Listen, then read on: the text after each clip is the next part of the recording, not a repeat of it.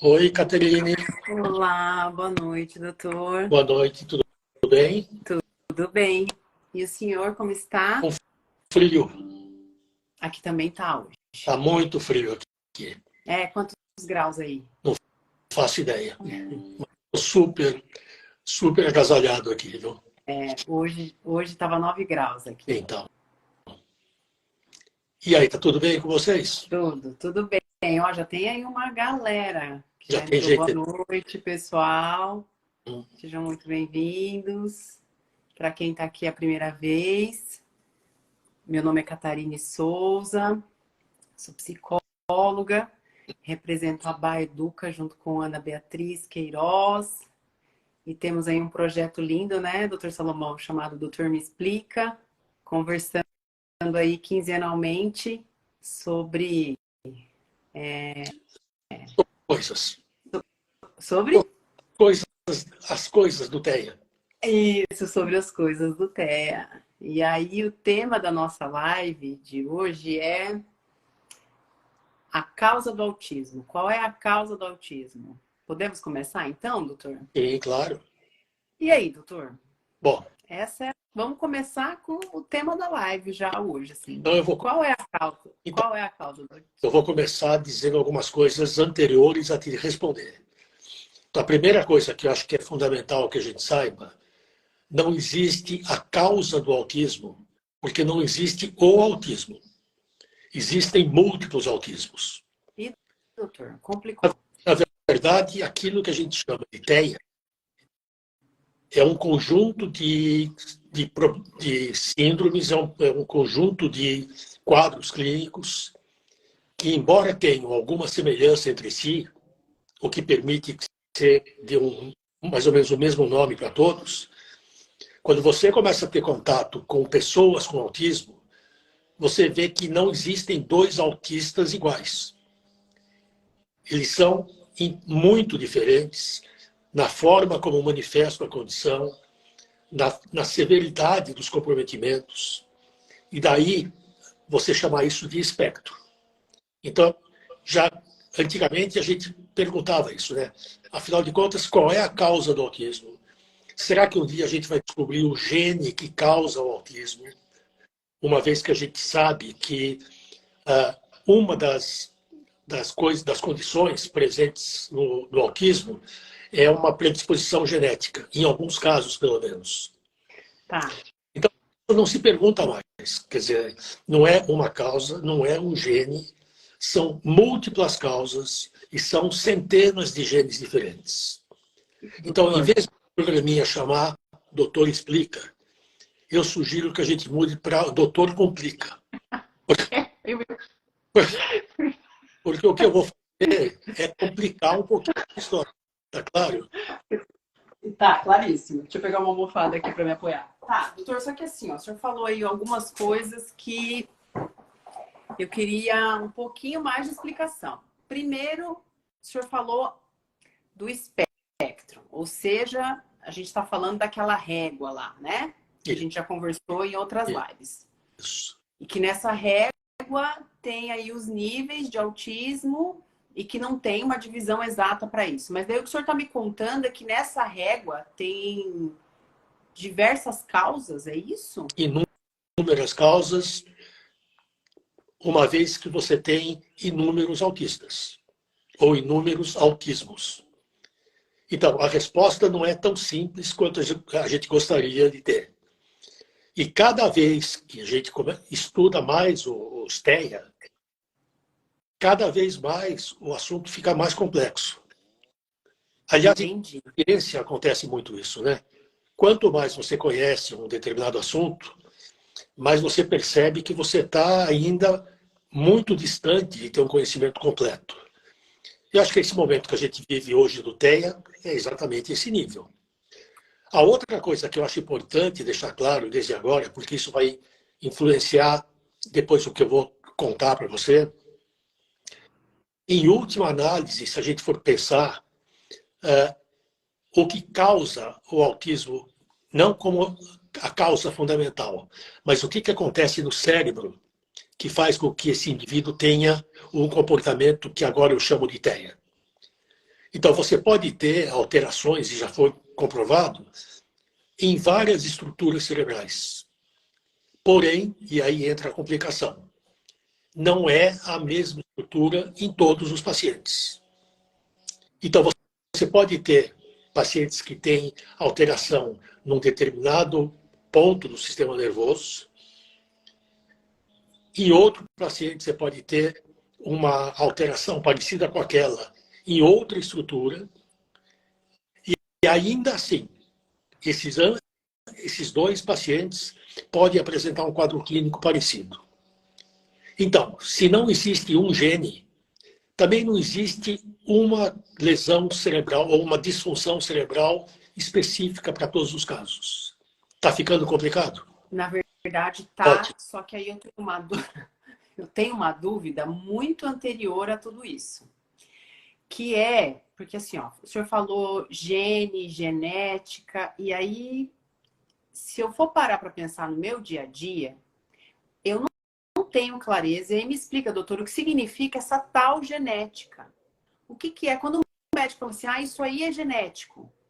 O que o médico está querendo dizer quando ele diz, olha, essa condição é uma condição genética?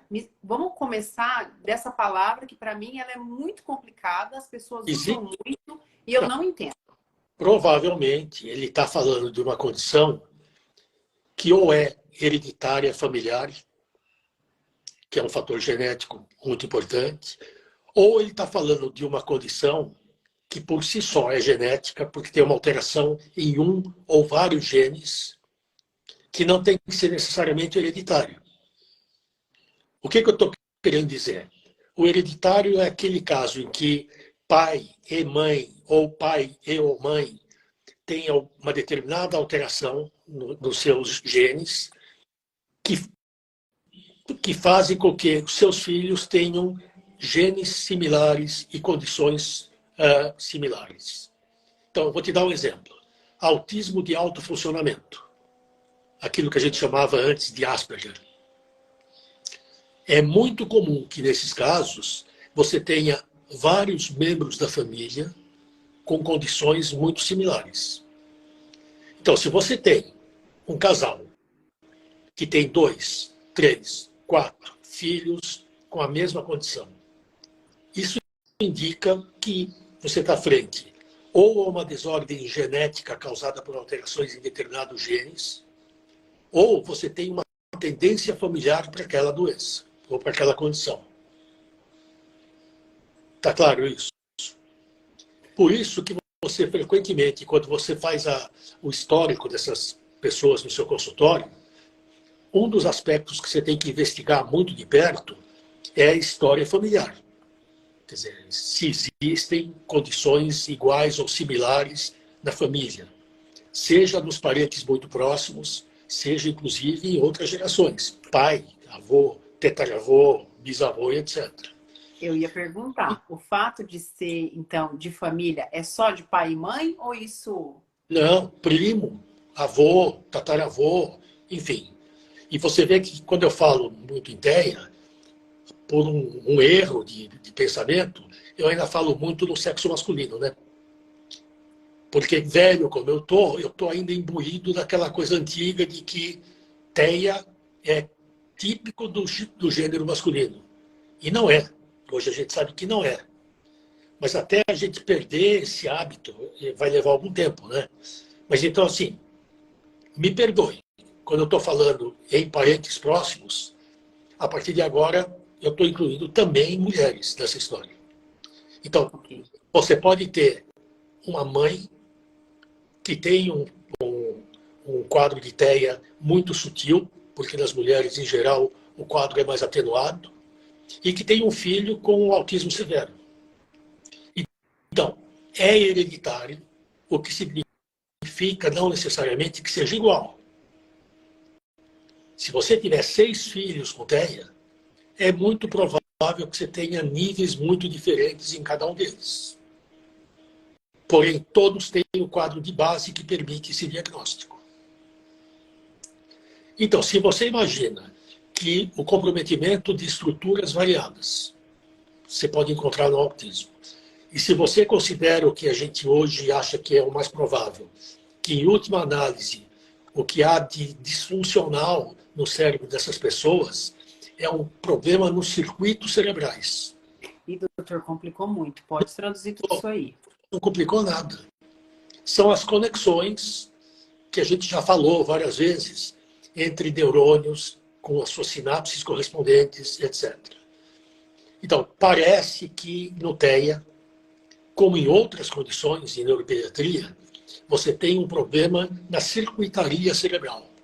Os circuitos não funcionam de forma adequada. E se não funcionam de forma adequada, você passa a ter um comprometimento na harmonia entre as várias áreas cerebrais. E se você tem uma desarmonia suficientemente severa, você vai ter um quadro variável, mas entre eles TEA.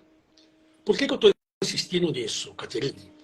Porque se eu posso ter alteração em inúmeras estruturas, se eu posso ter alteração também na circuitaria cerebral, você pode imaginar que qualquer dano, qualquer insulto, qualquer alteração das centenas que pode ocorrer, podem determinar um quadro de autismo.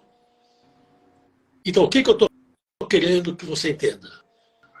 Sair daquela ideia de que existe o autismo com uma causa determinada, que eu abro a cabeça do sujeito e sei aonde está a disfunção. Não, não sei. Está claro isso até agora?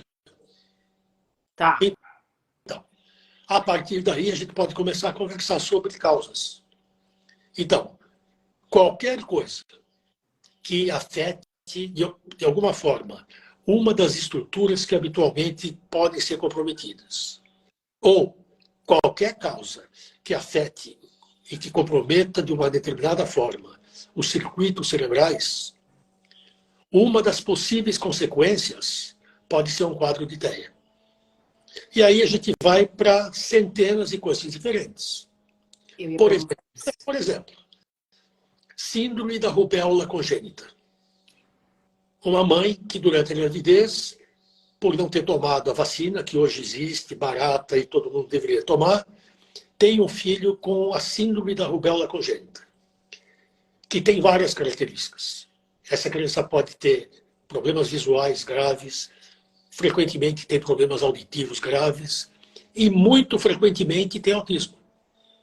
Então, se você me perguntar, existem causas por fatores genéticos que causam uma determinada disfunção cerebral?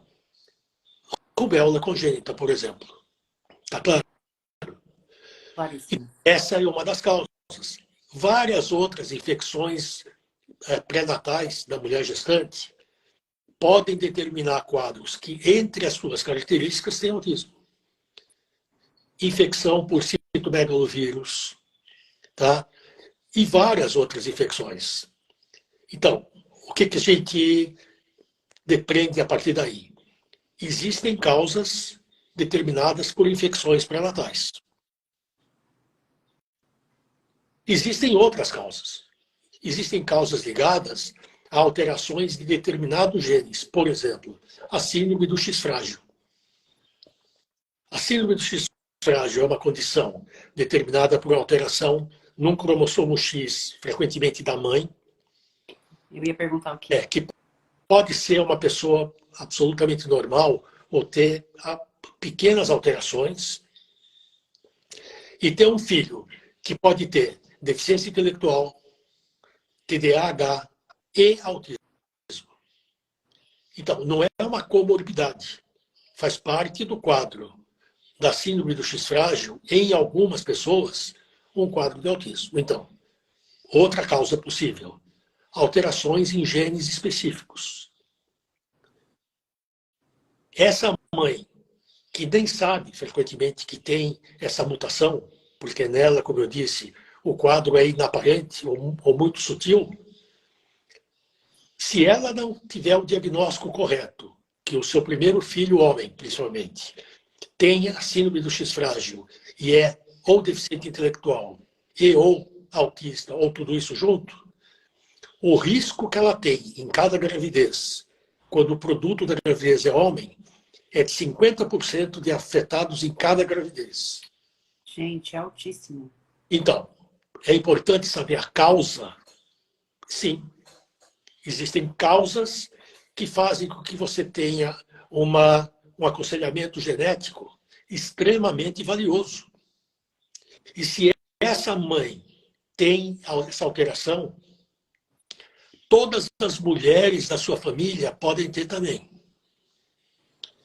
Então, a gente está falando de uma condição em que o diagnóstico pode ser familiar. Então, identificar esse menino que tem um quadro de autismo e onde eu encontro a alteração do X-frágil, que é comprovada em laboratório, me obrigaria, na verdade, a uma pesquisa na família toda. Porque as tias desse menino, sabendo ou não, podem ter a mesma alteração e deveriam saber de antemão que riscos estão envolvidos em cada gestação que ela tem. Isso, obviamente, não impede que ela fique grávida, porque hoje você pode identificar essa condição em útero. Então, você pode ter o diagnóstico pré-natal e aí, na dependência das suas convicções morais, religiosas e éticas, você pode, se isso é cabível na tua família, interromper a gravidez. Eu não vou entrar aqui na discussão moral do aborto.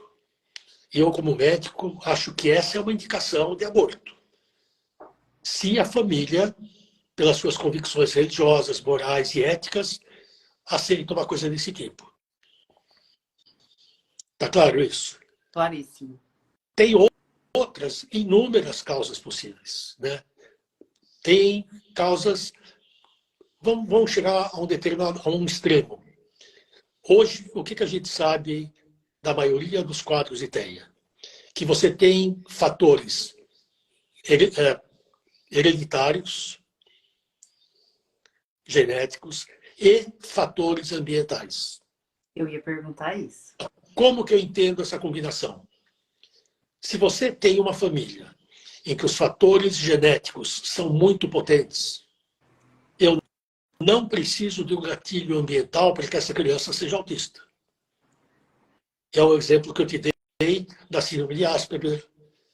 É o exemplo de várias outras condições que são muito atreladas à parte familiar.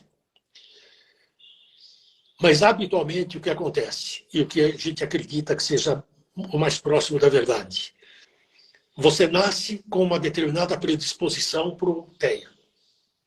Na dependência de você ter ou não um gatilho ambiental, você exibe o quadro ou não. Tá, o que é gatilho? Eu vou te dar um exemplo. Então, vou te dar um exemplo. Quando você estuda gêmeos monozigóticos, que são gêmeos idênticos, em que praticamente ambos têm o mesmo DNA. Pode haver variações mínimas, mas eles são muito similares entre si. Quando um tem TEA, a probabilidade do outro também ter é de 50%. O que isso mostra?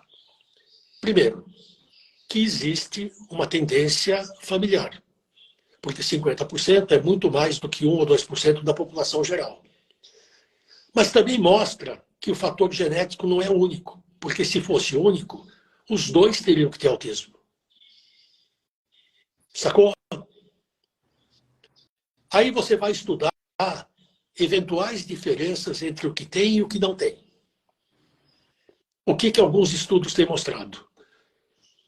O que não tem teve um nascimento mais tranquilo, não teve nenhuma complicação no período neonatal, nasceu com peso maior, em contraposição ao outro, que teve asfixia no nascimento, que teve um parto muito mais difícil, embora o parto tenha sido único, mas ele se dá em momentos diferentes.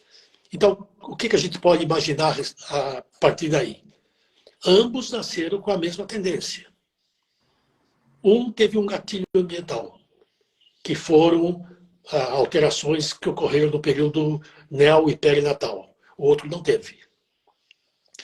Então, se você quiser levar essa discussão para um terreno mais ousado, que eu acho que a gente pode pensar, por que não imaginar que fatores ambientais podem ser gatilho ou não?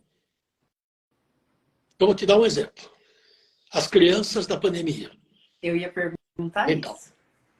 que tiveram um ambiente altamente hostil, nefasto do ponto de vista dos momentos principais em que o bebê forma as conexões sociais, que são as responsáveis por aquilo que eu vou ser socialmente mais tarde.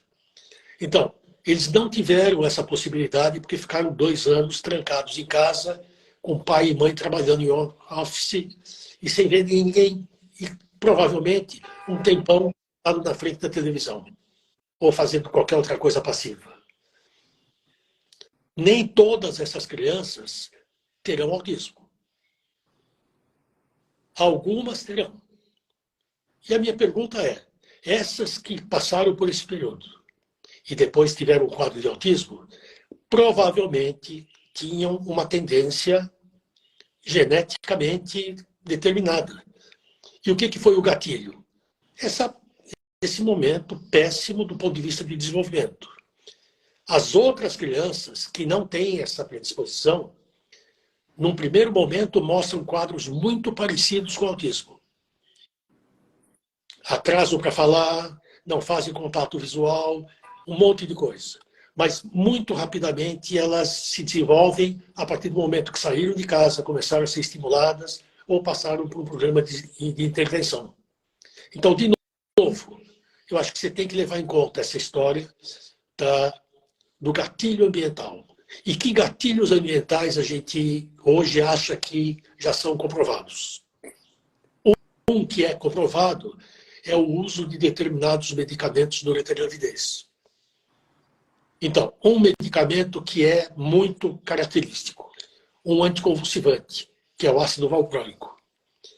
É o Depaquene, Valpaquene, são vários produtos farmacêuticos com a mesma base farmacológica. Uhum. Mulheres grávidas que têm epilepsia, que tomam esse medicamento durante a gravidez, aumentam muito o risco de terem filhos autistas. Então, que causa é essa? É uma causa ambiental, intrauterina, farmacológica. Então, você vê que a gente vai longe dessa história, né? Outro medicamento que não tem ainda tanta comprovação, mas que me preocupa mais, porque é muito mais usado. Antidepressivos durante a gravidez. Então, 30% das mulheres grávidas têm depressão. Muitos dos médicos que acompanham não sabem dessa possível influência péssima sobre o bebê e prescrevem antidepressivos. É um determinado tipo, não são todos, mas são os mais usados hoje em dia. Há estudos mostrando, embora eu volto a insistir, isso ainda é discutível, mas se eu hoje pudesse aconselhar uma gestante que está se sentindo deprimida, não tome antidepressivo dessa linha, porque há alguns estudos que tentam provar que aumenta muito o risco de autismo. Um outro, que é altamente discutível, mas que hoje, se a minha esposa fosse engravidar, eu diria para ela, Silvana, continue magrinha. Porque obesidade materna na gravidez, segundo alguns poucos estudos, aumenta o risco de filhos com TEA. O que Sério? Quanta informação nessa live! Que bom. Grávidas que me ouvem, fiquem deprimidas. Melhor ficar deprimida agora do que depois por causa do filho autista. E a pergunta é, quantos outros medicamentos amplamente utilizados, inclusive em grávidas, eventualmente podem ser gatilhos farmacológicos para não só autismo, para deficiência intelectual, para malformações, etc. É por isso que hoje a gente é extremamente cuidadoso com essa história e econômico com relação à medicação durante a gravidez, né? O ideal é você tomar vitamina, ácido fólico e só. quanto menos medicamento você tomar, menores o risco de você vir a ter um filho não só com TEA, com outras várias alterações importantes. Tá? Então você vê, a gente já viu ambiente, a gente já viu a farmacologia, a gente já viu alterações familiares. Não tem fim por causa disso que eu estou te falando. Quer dizer, os casos são muito variados e as causas são múltiplas. E, frequentemente, elas são associadas. Então, por exemplo, é uma mulher que já tem parentes distantes com autismo e ganha mais de 18 quilos na gravidez. E se ela estiver deprimida, está tomando antidepressivo. Então, é possível que essas coisas sejam cumulativas. Entendi. Então, quanto menos interferência em termos de quadros infecciosos, quando você puder evitar, e uma série de outras coisas, eu acho que é muito prudente que você faça isso, né? Existem algumas patologias que recentemente são mais frequentes, que a gente tem que acompanhar também, para saber em que grau isso pode determinar TEA. E, por exemplo, as doenças tipo dengue, as doenças tipo HIV, que são processos inflamatórios que podem afetar o bebê, e se podem afetar o cérebro do bebê, uma das consequências pode ser TEA. Então, na verdade, o que a gente está procurando hoje? Quando você tenta explicar por que passou de 4 para 10 mil, para 1 para 36, que é uma brutalidade, você tem que pensar assim, ou eu estou fazendo muito diagnóstico que não tem sentido, ou o guarda-chuva ficou tão amplo que quase qualquer um cabe dentro, ou eu tenho causas ambientais que hoje são mais presentes do que eram há 40 anos atrás. Tem gente que até tenta culpabilizar os aspectos das mudanças atmosféricas. Então, há quem diga que poluição do ar eventualmente seria uma causa provável. Há alguns estudos que falam que pesticida, teoricamente, poderia causar autismo. Então, alguém acabou de perguntar exatamente isso. Quando eu digo, uso de repelente na gravidez tem influência? Então, quando eu digo possivelmente, é porque a maioria dessas coisas ainda não tem uma comprovação absoluta. Mas uma vez que já se levantou essa hipótese, e que do ponto de vista teórico ela é cabível, a gente tem que começar a pesquisar muito nesses aspectos todos, que por enquanto são meio que boatos, são estudos que ainda não são absolutamente comprovados, mas que não deixam de ter uma possível lógica. Tá? Então, talvez a forma como a gente vive hoje facilite muito o surgimento de condições como TEA. Entendi. Deixa eu olhar aqui, tem tanta pergunta aqui. Ó, vai ficar gravada a live, tá, pessoal? Porque tem muita informação mesmo nessa live, eu tô até tonta. Tá, mas então, a predisposição para o autismo é sempre genético? Não. Não. Se você tem autismo por uma infecção pré-natal, você não precisa, você pode ter zero de predisposição. Mas o insulto que essa infecção causa no cérebro, por si só, é suficiente. Entendi. Que cuidado a gente tem que ter quando a gente fala dessa influência do ambiente determinando como gatilho um quadro de TEA? É que se a gente não tomar cuidado, você volta para aquela coisa horrorosa da mãe geladeira, onde se acreditava que a causa do autismo era uma mãe tão inadequada do ponto de vista da maternagem que transformava um filho normal num filho autista. Eu particularmente acho que uma criança que seja sujeita a um ambiente absolutamente hostil, muito grave, pode ter um quadro muito parecido com o autismo. Eu já acompanhei 2 crianças. Uma delas é uma criança que foi descoberta no porão de uma casa no interior de São Paulo. Os vizinhos avisaram a polícia que estavam ouvindo o choro de uma criança na casa ao lado, que eles não sabiam nem que tinha uma criança lá, que acharam muito estranho.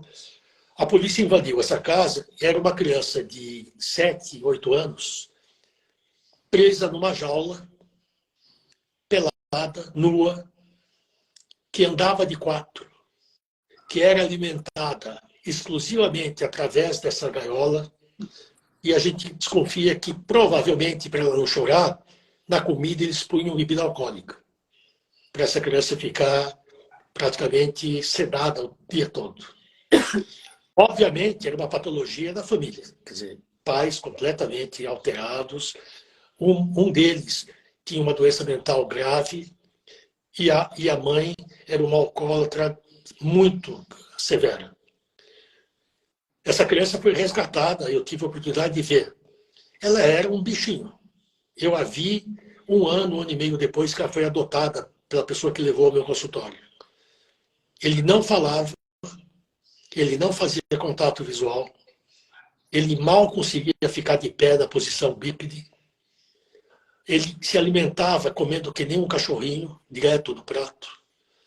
E eu não vi mais, eu não sei em que medida, eventualmente, esse menino melhorou em algum aspecto. Até aquele momento, essa senhora já estava com ele há mais de 1 ano e meio. Ele tinha demonstrado um afeto por essa mulher, depois de muito tempo de ficar junto dela. Mas, assim, uma coisa extremamente limitada. Uhum. Não é o autismo clássico, mas é um quadro muito parecido ao autismo, causado por extrema deprivação ambiental. É muito difícil você conceber, fora desse extremo de maus cuidados, que uma mãe consiga fazer um filho normal virar autista. Então, isso é outra coisa. Quando o senhor fala de coisas ambientais, de causas ambientais, eu estou pensando aqui 300 coisas que uma mãe pode pensar. Então, assim, eu me divorciei. Depois do divórcio, meu filho começou a mudar e aí levei ao médico e ele teve o diagnóstico de autismo. A culpa é minha porque eu me separei? A separação foi um gatilho? Pode ter sido. Como pode ter sido o nascimento de um irmão. Essa história é muito comum. Meu filho era normal até 2 anos e meio. Nasceu a irmãzinha dele. 1 semana depois ele começou a ficar retraído, não falava mais e não fazia mais contato visual. A culpa do autismo é da irmã? Não. A culpa do autismo é um estresse ambiental que desencadeou uma coisa que já estava latente. Essa irmã não tinha, coitada, a menor culpa. Mas essa família vai demorar muito para procurar um médico. A primeira coisa que eles vão falar é assim, não, é ciúmes da irmã. Ele ficou deprimido porque nasceu a irmãzinha, vamos dar um tempo. Não, não vamos dar tempo nenhum. Nasceu a irmãzinha. O sujeito mudou muito de comportamento. Começou a se isolar. Começou a ter estereotipia que ele não tinha antes. Procure um profissional. Pode ser que seja simplesmente uma reação passageira. Mas pode ser isso que você acabou de falar, um gatilho ambiental de algo que estava latente nesse indivíduo. Entendi. Então, um divórcio, sim, principalmente dependendo da forma como essa separação é feita. Está claro, né? Quer dizer, a separação de um casal, obviamente, nunca é a melhor coisa para um filho. Mas há formas de fazer isso. Então, o que a gente costuma discutir muito com as famílias quando isso é perguntado no consultório? Em todo o processo de separação, o ser a ser preservado é o filho. De que jeito? Tentando mostrar para ele que a separação não é o desaparecimento de um ou de outro. Tentando mostrar para ele que o fato de ambos se separarem, a culpa não é dele. Mostrando que ele vai ter a casa da mamãe e a casa do papai. Mostrando que, apesar da separação, o casal continua amigo e discutindo e falando a respeito. Então, óbvio que vai ser traumático. mas o trauma pode ser muito reduzido. Agora, o que acontece frequentemente? Muito frequentemente, o casal briga através do filho. Sim, o filho vira cabo de guerra, né? Então, e aí, realmente, é um gatilho ambiental, não necessariamente de TEA, mas seguramente para algum tipo de patologia psicológica severa dessa criança. Sim. Então, isso é a coisa que a gente tenta incutir. E eu tenho casos que a semana passada eu vi um casal que se separou já há algum tempo. Os dois vêm na consulta, os dois levam a criança nos tratamentos necessários, os dois é uma criança autista. Mas na medida do possível, esse casal está fazendo com que as coisas mudem pouco para essa criança. Que é o mínimo que se espera de casais minimamente inteligentes, né? Quer brigar? Matem-se, não na frente do filho, não deixe ele perceber o grau de animosidade, não destrua a figura do pai, quer dizer, falando coisas indevidas a respeito do pai. Esse pai, por pior que possa ser, tem que ser preservado. Essa criança precisa manter uma figura paterna adequada, da mesma forma que tem que manter uma figura materna adequada. Eu acho que isso é fundamental para o desenvolvimento minimamente normal de qualquer um de nós, né? Sim. Então, para essa senhora do divórcio, pode ser. Mas também não adianta voltar para curar o autismo do filho, né? Não, não vai funcionar. Não é por aí. Tô aqui olhando as perguntas, tá, doutor? Tá. Mais alguma outra causa que o senhor tenha lembrado aí para contar pra gente? Traumatismos, insultos cerebrais mecânicos.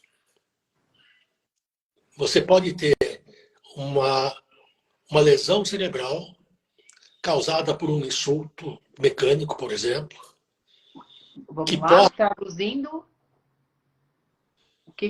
Não entendi. o que é um... Um traumatismo craniano, Entendi. que faz... Caiu. Caiu, alguma coisa bateu violentamente na cabeça dele. Ele, se o trauma for importante, frequentemente é acompanhado de perda de consciência, de vômitos, etc. Um insulto cerebral grave pode causar um quadro muito parecido com o do autismo? Sim. Se você tiver um comprometimento daquelas mesmas estruturas, o resultado final é muito parecido. E uma coisa que eu vou só levantar essa lebre, porque alguém vai acabar perguntando, você já ouviu falar na morte neuronal programada? Que é um nome mais chique, apoptose. Nossa, pode explicar os dois aí. É um nome mais do nosso cotidiano, aquele mecanismo pelo qual você precisa necessariamente matar, literalmente, metade dos neurônios e sinapses com as quais você tem numa determinada época da vida. Então, o que acontece com relação a isso? O sistema nervoso, para se defender de possíveis gatilhos ambientais de qualquer ordem, ele promove um crescimento exagerado, tanto de neurônios quanto de sinapses. Quais as que vão ficar? As que são mais usadas. As que não são usadas devem ser eliminadas.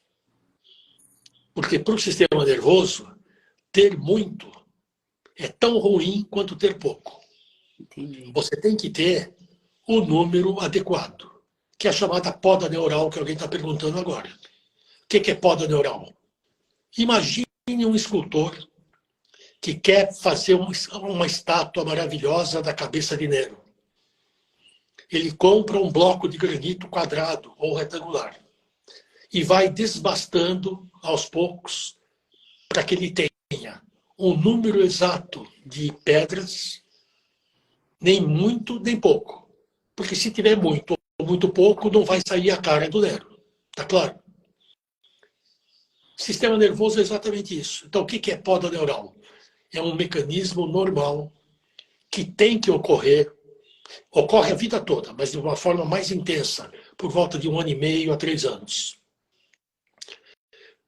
Se não houver uma poda neural adequada, esse cérebro vai ser disfuncional. Então, precisa tomar muito cuidado, porque as pessoas menos avisadas frequentemente dizem assim: vamos tratar logo dessa criança antes que aconteça a poda neural. Não. Vamos tratar logo para que haja poda neural. Em não havendo, esse cérebro não vai ter um funcionamento normal. É por isso que 40% das crianças com TEA, nesse período de 1 a 5 anos, tem uma cabeça maior do que a média. Porque como ele não mata muita substância neural, o cérebro fica maior. E depois, com o tempo, ele tenta compensar matando rapidamente o que sobrou. Entendi. E aí não adianta mais, você já tem um cérebro disfuncional. Entendi. Então, por favor, quando vocês falam poda neural, não é uma coisa patológica, não é algo a ser evitado, é algo a ser procurado. É ótimo que meus filhos tenham poda neural no momento certo. Entendi. Uma outra patologia que tem a ver com poda neural irregular é a esquizofrenia. Então, é outro departamento, é uma outra condição, é uma patologia mental, que não é o caso do autismo, que é uma patologia do desenvolvimento. Mas ambas têm algumas coisas em comum. O autista é isolado, tanto quanto o esquizofrênico. O autismo tem uma forma de pensar que não é a melhor do ponto de vista funcional, da mesma forma que o esquizofrênico. Só que uma é uma patologia da criança, a outra é uma patologia do adolescente. Alguns casos da literatura mostram que você pode ter uma criança autista que na adolescência fique esquizofrênica. Entendi. Não é uma coisa que leva a outra, mas é uma condição rara que pode acontecer. Entendi. Doutor, tem uma pergunta aqui muito importante. Não entendi essa coisa de gatilho. Se é gatilho, por que a condição já está e por que a condição já está estabelecida por algo anterior? O que é? Como assim? Aqui a pessoa está perguntando. Não entendi essa coisa de gatilho. Ué, do ponto de vista da transmissão hereditária de determinadas características, você não herda necessariamente a condição. Você herda uma facilidade para que ela ocorra. Isso existe em outras condições também. Por exemplo, alguns tipos de epilepsia são familiares. Eu não transmito a epilepsia para o meu filho. Eu transmito uma predisposição para. Aí ele leva um tombo e passa a ter crise. A culpa foi do tombo? Não. O tombo fez com que aquela coisa que não estava manifesta se manifeste agora. Então, meus pais, um monte de coisas que não necessariamente são aparentes. Elas estão lá subjacentes. Outro exemplo, câncer de mama. Você está careca de saber que em algumas famílias o câncer de mama é tão frequente, tem até um marcador genético, que algumas mulheres fazem a mastectomia bilateral antes de que ocorra o câncer. Isso é uma coisa extremamente rara, mas algumas pessoas fazem. Então, o que você herdou? Você não herdou o câncer, você herdou a probabilidade. Por que eu digo isso? Porque nem todas as mulheres dessa família terão câncer. Mas elas têm probabilidade. Por que o indivíduo que tem na família câncer do colo retal? Por que a partir dos 18 anos esse cara tem que fazer anualmente uma colonoscopia? Porque ele gosta de fazer colonoscopia? Não. Porque ele tem uma tendência para o câncer do colo. Porque o pai teve, o avô teve, o tio teve. Aí você fala assim, mas todos terão? Não, senhora. Quais terão? Alguns deles, que têm a mesma probabilidade do que o outro, por algum gatilho que eu não sei qual que é, ou por azar, ou porque tem uma alimentação pobre em fibras. qualquer coisa. Então, o que é a predisposição? É exatamente isso. Você herda a predisposição para determinadas coisas. Não vai manifestá-las necessariamente. Mas por que eu digo que tem um fator familiar? Porque muita gente da família tem aquilo. Tá claro? Claríssimo. Tem outra pergunta aqui, ó. Hemofilia tem relação com autismo? Só que daí o senhor vai ter que me explicar o que é hemofilia. Nenhuma. O que tem que ficar claro? O indivíduo com TEA não está vacinado de ter qualquer outra coisa. Ele pode ter asma, ele pode ter hemofilia, ele pode ter um monte de coisas. O que é hemofilia, doutor? É um defeito da coagulação do sangue, que é altamente familiar, que tem complicações. Essas pessoas têm que tomar muitos cuidados específicos para que não tenha sangramentos que podem ser grandes. Mas a gente tem que tomar cuidado com a coisa que é uma coisa que acontece ao acaso, com uma coisa que acontece porque existe uma ligação entre ambas. Eu vou te dar um outro exemplo. Crianças que têm autismo e que têm doença celíaca, que é uma doença em que o sujeito é intolerante ao glúten. Ele pode ser autista e ele tem a doença do glúten. Isso quer dizer que todo autista tem que fazer dieta do glúten? Não, porque não é uma causa. É uma coexistência entre duas coisas. Então, 30% dos autistas têm epilepsia. Todos têm? Não. Mas muito mais do que se encontra na população geral. Então, é muito complicado, às vezes, você poder determinar o que é uma coisa por acaso, absolutamente por acaso, e o que a gente tem visto que tem sido feito de uma forma muito inadequada. Você pega esses casos em que existe uma associação de duas condições e generaliza isso. Uhum. Então, teu filho tem doença do glúten, doença celíaca. Ele tem que fazer a dieta do glúten para ele se sentir melhor. Portanto, todos os autistas têm que excluir o glúten da sua refeição. É uma estupidez isso. Absolutamente não tem sentido nenhum. Se ele tiver alergia alimentar, sim. Se ele não tiver alergia alimentar, não adianta tirar o leite, a caseína. Não faz sentido isso. Entendi. Ó, aqui alguém já fez algumas perguntas, mas tem mais uma aqui. O que o doutor acha da risperidona para criança de 3 anos? Se ela for uma peste, pode ser usada. Eu uso a risperidona para controle de determinados comportamentos muito inadequados. Extrema irritação, grande irritabilidade, auto e heteroagressão. Você pode usar até de uma criança de 3 anos. No que você não deve usar? Para ela dormir melhor, para ela prestar mais atenção na escola, para deixar a família mais tranquila, ou para a professora não se queixar. Entendi. Então, tem que ter um alvo quando você dá um remédio. Entendi. Qual é o alvo dessas crianças de 3 anos? Hoje eu atendi uma criança de 2 anos e 11 meses, uma menina. Ela tem um quadro de TEA indiscutível. Ela é um anjo de pessoa. Ela é tranquila. Ela não interage por conta do TEA que ela tem. Mas ela não cria nenhum problema, não é agressiva. Ela dorme bem. E a mãe veio me questionar exatamente isso. Ela teve um outro profissional a semana passada que receitou risperidona.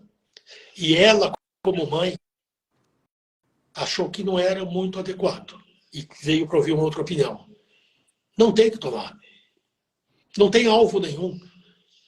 O que você tem que tomar cuidado é que existem alguns profissionais que usam determinados procedimentos não pela criança, pelo diagnóstico. Ah, é autista? Toma risperidona.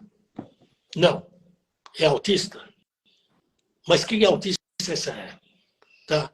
Que grau de comprometimento ela tem em termos do comportamento?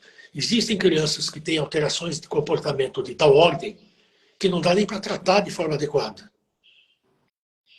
Tem que se pensar numa medicação, obviamente. Dos remédios, a gente já falou isso num dia, algumas semanas atrás. Os únicos medicamentos que o FDA dos Estados Unidos aprova para o uso em autismo ainda é a risperidona e o aripiprazol, que é uma droga parecida com a risperidona. Então, mas tem que ter um alvo definido. Nenhum desses medicamentos é isento de efeitos colaterais. Então, você tem que usar com muito critério, na dose adequada, mas eu volto a insistir, quando há indicação. Eu tenho visto muita criança que vem tomando risperidona para dormir melhor. Isso é um crime. Quer dizer, para dormir melhor, você tem outras formas menos invasivas para lidar com essa criança. Você tem melatonina, você tem problemas de higiene do sono, você tem um monte de outras coisas que podem ser tentadas e devem ser tentadas antes. Imagine tomar risperidona para dormir melhor. Isso não é um crime, isso aí. Ou outras coisas. Eu tenho visto crianças tomando Rivotril para dormir melhor. É um crime, porque é um medicamento que pode ter muitos efeitos colaterais, que evidentemente tem indicação, a gente usa muito, mas, de novo, tem que ter um alvo muito bem determinado, tem que ser usado com cautela e com uma indicação muito específica. E se você que metade das crianças típicas e não típicas tem algum distúrbio de sono, imagine você dar para todo esse pessoal o Rivotril à noite, né? Sim. Não faz sentido nenhum. Doutor, uma outra pergunta aqui. E a síndrome de Rett, eu acho que é assim que fala, pode ficar dormente e de um gatilho? Como? Agora, vou explicar melhor essa história. Então, eu não sei se a pessoa... E a síndrome de Rett? Primeiro eu quero saber o que é síndrome de Rett. Pode ficar dormente, eu acho que é... E de um gatilho, eu acho que é e ser um gatilho. Ah, não, já entendi. O que ela está perguntando é se pode ser algo que não se manifesta. Isso, e ser um gatilho para... Não. Rett é outra coisa. Tá, então... Então, síndrome de Rett é uma condição que, em 90% dos casos, ocorre em meninas. É muito raro em meninos. É uma condição progressiva, diferentemente do autismo. A característica principal é um atraso no desenvolvimento. É uma criança que vem se desenvolvendo mais ou menos normal, com algumas exceções, tem casos que são congênitos, mas, em geral, tem um primeiro período de vida mais ou menos normal, e aí ela começa a perder habilidades que ela já tinha. Se ela já falava, ela deixa de falar, se ela já pegava as coisas, ela deixa de pegar, e com o passar do tempo vão surgindo as características básicas dessa condição, que são estereotipias com as mãozinhas. Ela fica se esfregando a mãozinha o tempo inteiro, ou batendo palma, e as mãos perdem toda a função. Elas não pegam mais nada, elas não seguram mais nada. Obviamente, quando eu falo não seguro mais nada, tem também aí um espectro, né? As que não pegam absolutamente nada, as que pegam alguma coisinha. Depois surgem distúrbios respiratórios, que são crises de hiperpneia, que elas respiram profundamente e, de repente, elas param e têm um período longo de apneia. A cabecinha deixa de crescer, era normal e se torna microcefálica. Então, não fica dormente. O que pode acontecer, ela se manifesta de forma mais frequente depois de alguns meses de idade. Tá? Em alguns casos, após alguns anos, mas ela já está presente desde o começo. A criança nasce com essa alteração, que é uma alteração ligada a inúmeros genes que podem estar alterados. Principalmente genes que vêm do pai. Entendi. Alterados. Mas eu não sei se em algum momento a pessoa não associou essa síndrome ao TEA. Eu fiquei na dúvida se teve aí uma associação. Não tem nada. Ok. A única coisa que eles têm em comum é que num primeiro período dessa condição, quando ela começa a regredir, ela deixa de fazer contato visual, ela se torna mais isolada. E nesse momento, 80% das meninas são diagnosticadas como autistas. Olha. E não são. O quadro é muito diferente. Mas nessa fase inicial da doença, pode haver uma certa confusão. Mas isso se o profissional não conhecer RET, porque em geral dá para perceber que parece autismo, mas não é. Porque essas crianças são muito hipotônicas, têm um atraso motor muito maior do que no autismo, tem várias coisas que são diferentes. Mas essa confusão ainda hoje é frequente. Síndrome de Rett, lamentavelmente, ainda é muito pouco conhecida do público, inclusive médico. Então, se você tem um filho, uma filha com síndrome de Rett, se você for no pronto-socorro, provavelmente o cara que vai te atender não tem ideia do que é isso. É muito mais raro do que é o autismo. Mas, assim, não tem nada a ver, embora possa haver essa confusão em momentos iniciais da condição. Perfeito. Doutor, estamos acabando o tempo, mas deixa eu ver aqui mais algumas perguntas. É possível estimular a poda neural? Sim. Estimule adequadamente seu filho. Não tem como entrar na cabeça dele e matar os neurônios que estão vivos. O que você pode fazer? Fazer com que as sinapses importantes se mantenham vivas. O que faz isso? O estímulo adequado. Então, quando você brinca com teu filho, quando você lê para o seu filho, quando você conta história para o seu filho, quando ele tem a possibilidade de conviver com outras crianças, quando ele vai para a escola, enfim, tudo isso são estímulos que fazem com que as sinapses mais importantes nessa época da vida se estabeleçam e se mantenham como tal. Esquece a coisa da poda neural. Esquece. Lembre-se de que o cérebro da sua filha ele é modelado pelos estímulos ambientais. Você tem que estimular essa criança das formas que há séculos a gente sabe fazer bem para a criança. Não precisa inventar coisa nova. Não precisa dar um computador para o seu filho de 2 anos. Não precisa ensinar inglês, hebraico, natação para um filho de 3 anos para que ele fique inteligente. Não, não é preciso isso. Tá. Doutor, tem uma pergunta aqui bem importante. A gente está estourando o nosso tempo, mas eu queria deixar aqui. Por que a criança com TEA bate a cabeça no chão ou na parede quando está em crise ou birra? Eu vou perguntar outra coisa. Por que uma criança que não é TEA faz a mesma coisa? Ué, ele faz isso porque uma criança se manifesta com o repertório que tem. Se é uma criança verbal, suficientemente inteligente, frente a uma frustração, ela vai responder te xingando, falando alguma coisa, discutindo com você. Se ela não tem, ela grita, ela chora, esperneia, se joga no chão, bate a cabeça. E muito frequentemente, crianças típicas também batem a cabeça para que você dê a ela a atenção que ela naquele momento quer. Quanto mais atenção você der, mais ela vai bater. Ou seja, bater a cabeça muda o ambiente, né? Não, se eu bato a cabeça uma vez, afeta o outro, né? mãe, avó, a tia vem correndo, meu Deus, vai machucar. Você está dizendo para ela o quê? Querida, a hora que você quiser atenção, a parede está ali, é só bater a cabeça.